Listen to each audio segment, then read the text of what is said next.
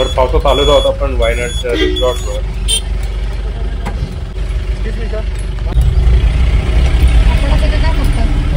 आपण दोघंच आहे वाटतं. रस्ता आहे. वा वा वा, फटाफट रस्ता आहे.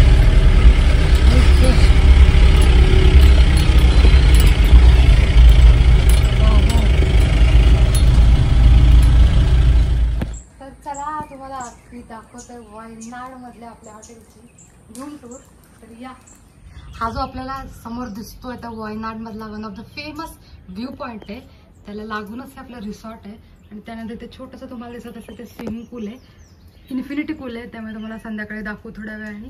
त्यानंतर हे पूर्ण त्यांचं गार्डन, रिसॉर्टचं नाव आहे विस्ता देल लागू. तर त्याला आता आपण आपल्या रूम मध्ये जाऊया. मार्बेल आहे या रूमचं नाव आहे बघा. असं पुरातन काळाचं सगळं त्यांनी दिलंय. चला, खूप तशी स्पेशियस रूम आहे. कलर्स वगैरे सगळं विंटेज स्टाईलचं त्यांनी करायचा प्रयत्न केलाय. बघू शकता बेडचं खूप मोठा किंग साईज आहे. AC आहे, TV आहे. रूम केवढी मोठी आहे बघा. सगळं विंटेज फर्निचर आहे. टेबल, चेअर, काहीतरी युनिक होतं आतापर्यंत आम्ही राहिलो त्यापैकी. त्यानंतर इकडे क्लोजेट एरिया आहे, छोटासा वॉर्डरोब दिले, ड्रेसिंग, इथेही बऱ्यापैकी स्पेस आहे. आणि बाथरूम तर बघा, एक रूमच आहे. 10 लोक आंघोळ करू शकतात. खूप ह्यूज बाथरूम, बाथटब पण आहे इथे. दरवाजा उघडला लागला अगेन तो व्ह्यू. आता तुम्हाला दाखवतो आम्ही बाल्कनी. पूर्ण निसर्गाच्या सानिध्यात, खूप पक्ष्यांचा आवाज आत्ताच येतोय. काचेची बाल्कनी दिली त्यांनी, पूर्ण लॉक झालं मला. या, इथे संध्याकाळी चहा पीत बसायला मजा येईल. Same view.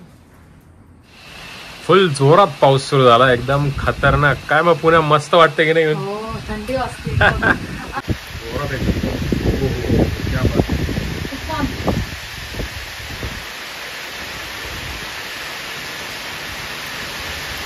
वायनाड की बारिश.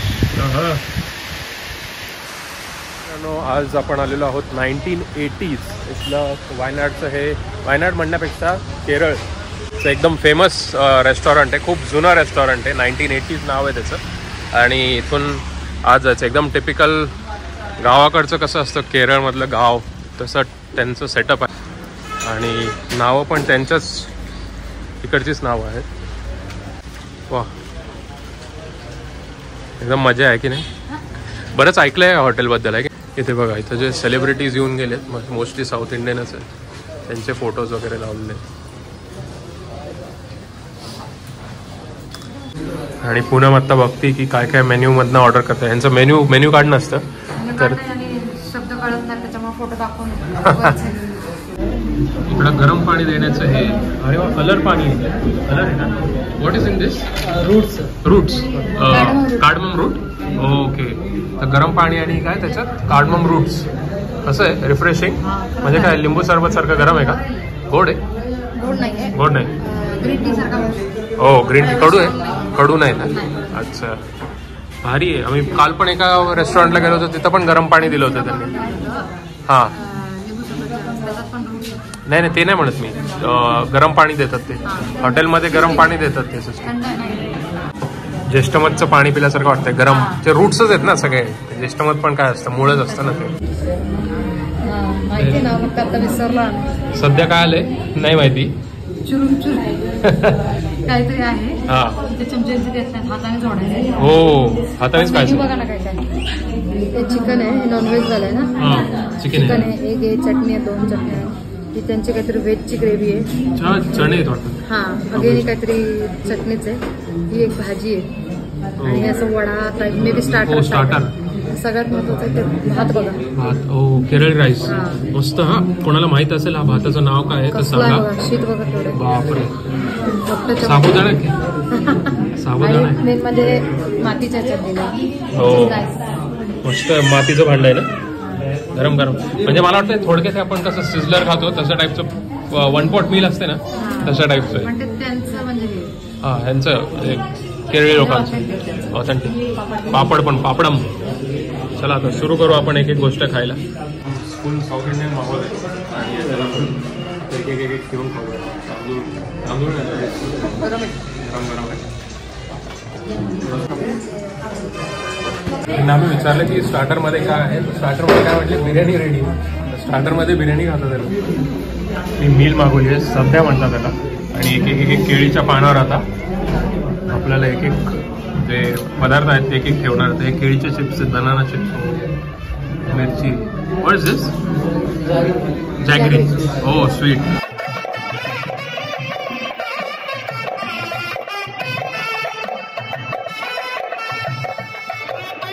पूनमनी बघा काय ऑर्डर केलंय. फिश आहे ना हा? फिश आहे, सुरमई आहे. हा केरळ केळीच्या पानात. ऐक राडा गरम गरम वाफ सुटली काढला शपथ. हो क्या बात है. का मसाला सुरमई. हा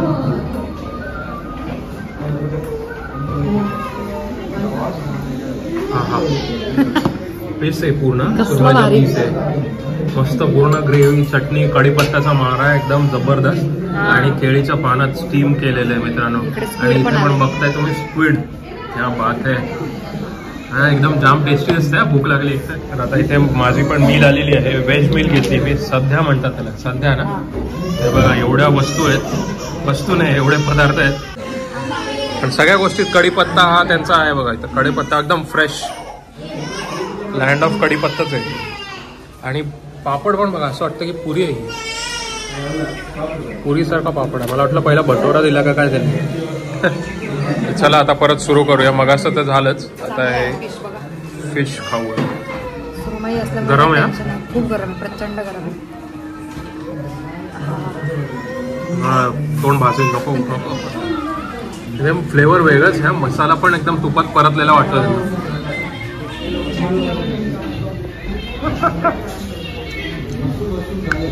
आपल्यासारखं नाही ना. एकदम वेगळंच टेस्ट आहे. खूप वेगळी टेस्ट आहे. कारण आपण एकदम तुम्ही मागचा व्हिडिओ पाहिला असेल सदाशिव पेठला तेव्हाही टेस्ट केलं. हा बरोबर. मसालेदार होतं पण ही चव नव्हती केरळची. ती केरळची ऑथेंटिक केरळी मसाले टाकून बनवलेला हा सुरमई बनाना काय स्टीम. आपण नाव काहीतरी नाव असेल. हे नाव तुम्हाला दिसेलच डिस्क्रिप्शन किंवा स्क्रीनवर दिसेलच. पण आता एन्जॉय करू आपण आहे की नाही. बघा आपण काय काय खाल्लं आणि याचं बिल टोटल किती आलंय. 1215. चट्टी चोरू, स्क्विड, सीर फिश, व्हेज थाळी 133. वा बिस्कॉफे. हा जो मासा आहे किंवा जो सुरमई फ्राय आपण पुण्यात घेतला असता किंवा आपल्या इकडे घेतला असता 600च्या खाली किंवा 550च्या खाली येणारच नाही. 350 एवढा भारी. वा बरं झालं आपण वेळीच अगोदर चालू होतो. आता वेटिंग इथे लागलेली. गर्दी झाली आणि बसायला चालायला पण तिथे जागा नव्हती. आता झालंय आपलं जेवण. केरळ जे आपण आल्यापासून 2 दिवसापासून शोधतोय ना फायनली मिळालं. म्हणजे हॉटेलपासून थोडंसं लांब होतं त्यामुळे काल पण यायला जमलं नाही. फर्स्ट डे पासून मला इथं जायचं. माझं रेकमेंडेशन.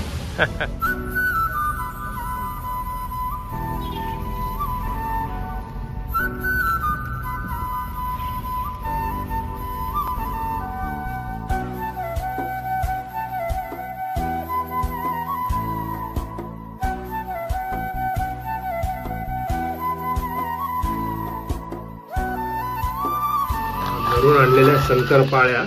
आहा आणि गरम गरम चहा. वा हे तर कॉम्बिनेशन आहे संध्याकाळचं आपल्या हायटीचं. शंकरपाळी. हो हो हो हो. क्या आणि हे वेदर काय सांगू मित्रांनो. काय वाटतंय. पाऊस पडतोय आणि चहा, शंकरपाळी. ओ लेले काका कुठे आहेत तुम्ही. येणार की नाही. जोराचा पाऊस सुरू झालाय आणि आता आपण चाललोय स्विमिंग पूल बघायला. पूनम खाली रेडी होऊन चाललीच आहे छत्री घेऊन. वा वा. पोंचूच कॅप करा. चलो या बाजून जायचं का. नाही नाही प्रायव्हेट नाही. रेस्टॉरंट रिसॉर्टचं आहे सगळं. आहे का खाली रोड. ओके. व्ह्यू पॉइंट आहे का. नाही भारी. अजून भारी. जवळ आलो होतं.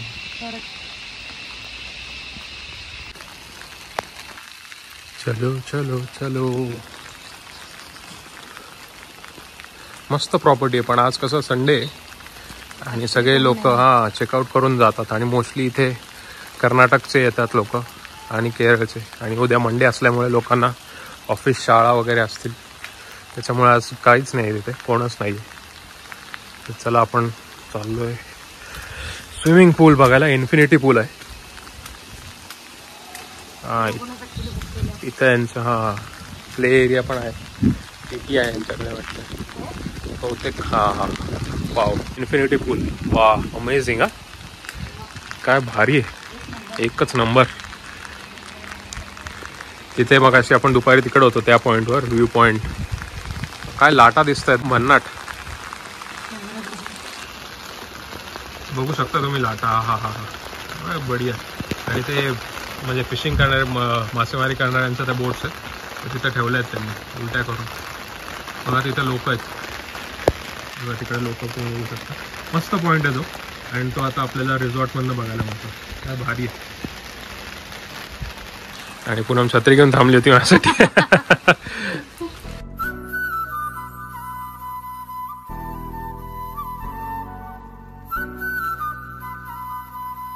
पुन्हा मगाशी मी आपले DM वाचत होतो इंस्टाग्रामचे, तर त्याच्यात भरपूर जणांनी तुला विचारलंय की आपली ही जी छत्री आहे तुझी स्पेशली, ती खूप फेमस झाली, आणि ते विचारतात कुठून घेतली. तर सांगून टाक जरा, कुठून घेतली तू? ऍक्च्युली करायचं, मला ती कलरफुल वाली छत्री घ्यायची होती, खूप वर्षांपासून घ्यायची होती, पण मी एका कुठल्या तरी इन्फ्लुएन्सरच्या व्हिडिओमध्ये ही पाहिली.